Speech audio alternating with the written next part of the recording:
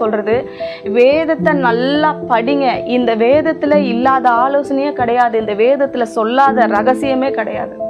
இந்த வேதத்தை படிச்சாலே நம்ம எதை செய்யணும், எதை செய்யக்கூடாது, எதை தேர்ந்தெடுக்கணும், எதை தேர்ந்தெடுக்க கூடாதுன்னு சொல்லி நமக்கு நிறைய ஞானத்தையும் அறிவையும் கர்த்தர் கொடுப்பாரு.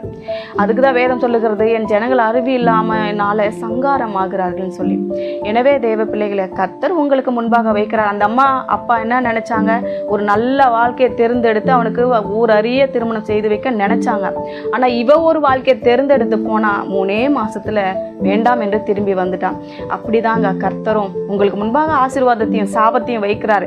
இதை நீங்க எதை தேர்ந்தெடுக்கிறீங்களோ அதுதான் உங்க வாழ்க்கையில வாய்க்கும். அதுதான் உங்களுக்கு ஆசீர்வாதத்தை கொடுக்கும். நீங்க சாபத்தை தேர்ந்தெடுத்தாலும் சாபமா தான் இருக்கும்.